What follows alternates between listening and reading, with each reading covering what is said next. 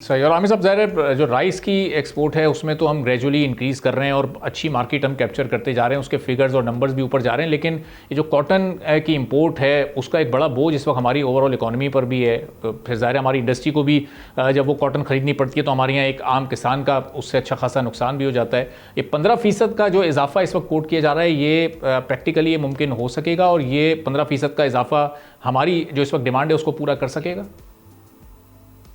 देखें, जो इजाफा है वो तो बिल्कुल पूरा किया जा सकता है अगर हम अभी भी अपने जो एग्जिस्टिंग फार्मर्स हैं उनको ही बेहतर सीड और जो मैनेजमेंट प्रैक्टिसेस हैं उनके अंदर टेक्नोलॉजी इंट्रोड्यूस करवा दें और बेहतर तौर पे ले जाएं, तो मेरे ख्याल में ये कोई नामुमकिन बात नहीं है। लेकिन ये जो बात है कि 15% जो इजाफा है वो पाकिस्तान की जो ज़रूरियात है उसको पूरा करने में मदद देगा, तो हाँ, स्टार्ट में तो बिल्कुल ये हेल्पफुल साबित होगा क्योंकि कुछ ना कुछ हमारा जो इंपोर्ट का बोझ है कॉटन का वो कम हो जाएगा।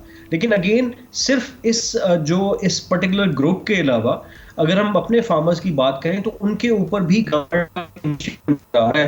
पंजाब गवर्नमेंट ने पिछले दिनों एक इनिशिएटिव कपास की फसल है उसको अर्ली काश्त किया जाए। पहले नॉर्मली जो है वो उस वक्त इसकी बुवाई होती है, लेकिन अभी जो हुकूमत पंजाब है उसका फोकस इस बात पे है कि जो कपास की बुवाई है वो किसान फरवरी के महीने में अर्ली कर लें ताकि ज़्यादा बेहतर पैदावार हासिल हो सके। और अगर ये मंसूबा भी कामयाब हो जाता है तो मेरे ख्याल में बहुत ज़्यादा हद तक जो हमारी इंपोर्ट के मसाइल है वो कम हो जाएंगे। लेकिन अगेन बात यह है कि किस तरह से आगे जाकर अपने किसानों को जो मौजूदा एग्जिस्टिंग हमारी कपास की फसल है उसके अंदर बेहतरी ला सकते हैं। ये एक बहुत बड़ा इनिशिएटिव होगा अगर इस पे काम किया जाए, और अगर ये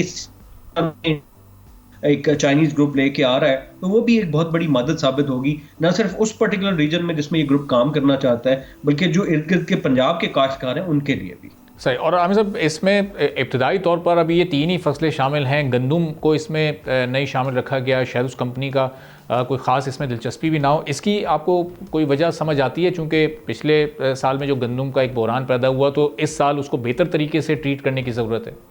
गंदम के देखें जो मसाइल हमारे हैं वो थोड़ा डिफरेंट किस्म के हैं क्योंकि गंदम हमारा स्टेपल फूड है और उसकी फूड सिक्योरिटी की जब हम मेरे ख्याल में उसकी कॉस्ट ऑफ प्रोडक्शन को नहीं देखना चाहिए। उसके लिए जो मेजर आपका कंसर्न होना चाहिए वो फूड सिक्योरिटी। जो हमारे पास अपनी एग्जिस्टिंग गंदम की क्वालिटीज़ हैं उनके अंदर बहुत बेहतर सीड्स मौजूद हैं, लेकिन जब कमर्शियल यूजेज की बात करें तो चाइनीज़ मॉडल पहले मिर्च के ऊपर काम कर रहा है। वो यहाँ पे सिंध के अंदर मिर्चें उगाकर एक्सपोर्ट की जाती हैं। तो मेरे ख्याल 3 अहम फसलों का ट्रायल हो जाए तो अगर आने वाले वक्त में कोई बेहतरी आए तो दूसरी फसलों के ऊपर भी काम किया जा सकता है, क्योंकि पाकिस्तान में सिर्फ गंदम और ये 3 फसलें ही नहीं है, और भी बहुत सी फसलें हैं जिनके अंदर सब्जियात हैं, आपके फलों के ऑर्चर्ड्स हैं, दालें हैं और बहुत से ग्रेन हैं जिनके ऊपर काम किया जा सकता है। तो मेरे ख्याल में ट्रायल अगर इन 3 फसलों पे कामयाब हो जाता है दूसरी फसलों में भी आने में किसी इन्वेस्टर को जो है वो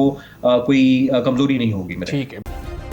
सब्सक्राइब करें और बेल दबाएं ताकि कोई खबर रह न जाए।